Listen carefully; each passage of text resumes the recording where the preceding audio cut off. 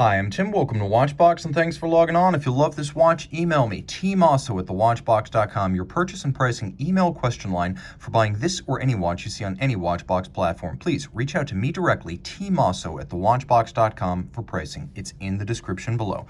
Today, we're discussing a 2020 model debut. This, from Rolex, is the Oyster Perpetual 34. 124200 is the reference in stainless steel. This is a timepiece 34 millimeters in diameter by 10.8 millimeters thick. Lug to lug, it's compact 40 millimeters, and end link to end link, the absolute distance across the wrist, is 42.6 millimeters. 18 millimeters is the spacing between the lugs, and we'll throw it on my 16 centimeter circumference wrist. I would recommend this watch for a wrist the size of mine or smaller. I think a bigger wrist, you'd want a bigger Oyster Perpetual, but the watch reads more like a 36 than the 34, so if you do prefer a more discreet watch or a less overtly Rolex, this one is definitely right up your alley. And I'm not going to prescribe a lower limit wrist size for this watch because I think a wrist of really any size, no matter how petite, could wear this one well. And you can see it is flat enough to fit underneath the cuff from overhead, nowhere near the edge of my wrist. Very comfortable. A lovely watch, a handsome watch, a comfortable watch, and well built. This does not feel in any way like an entry-level product, and in some regards, it's got some tech you won't find in other Rolex models. Let's start with the Oyster bracelet. The case, the bracelet, the clasp, Rolex makes them all in-house. Not only does it have its own facilities for building these components, it has its own foundry and it makes its own steel. This is Rolex 904L steel. It's an uncommonly used steel in the watch industry because it's incredibly anti-corrosive. You can soak it in seawater, never rinse it, it won't corrode. It's a bit more than necessary for jewelry purposes, but then again, luxury is about getting more than you need. Polished outer faces, satin finished tops, removable links fixed by screws.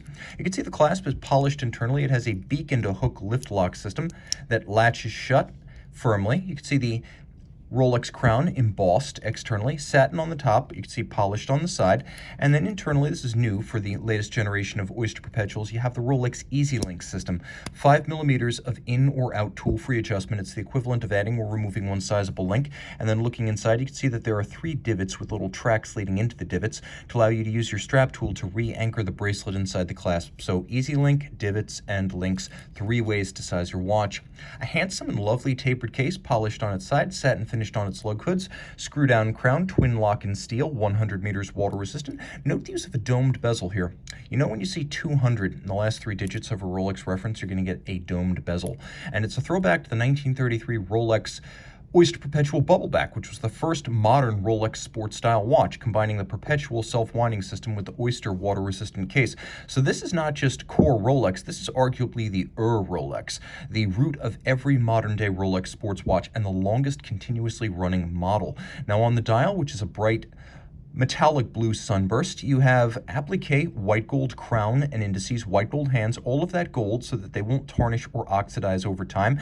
Note the little crown between Swiss and made. This denotes it as a 2018 and later Rolex model. We know this model debuted in 2020, so this particular piece came out in 2020. Now, it does have hacking or stop seconds. Underneath the case back, a fascinating and rarely seen Rolex movement.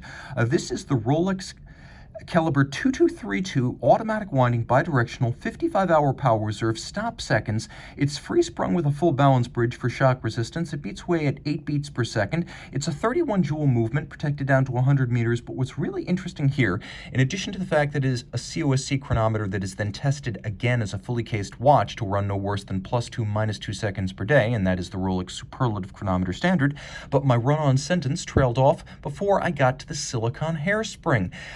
Besides being better than a standard chronometer, this watch has something few Rolex watches have, a true silicone hairspring, Saloxy. It is a technology Rolex, Patek Philippe, and Swatch Group developed together. Rolex was the last and most tentative to adopt the technology, but if you buy a standard Submariner or Sea Dweller or Daytona or GMT, you're getting a ferrous hairspring in niobium zirconium, which, though anti-magnetic, is not amagnetic. This watch has Rolex silicon, which means it is effectively an amagnetic escapement. This watch is tough stuff. Guaranteed to run, as I mentioned, ±2 seconds a day or better. This is not just a superlative chronometer. This is probably the future of Rolex watchmaking. Reach out to Tim Mosso at thewatchbox.com for purchase and pricing details. And we're back with the Rolex Oyster Perpetual 34 by night.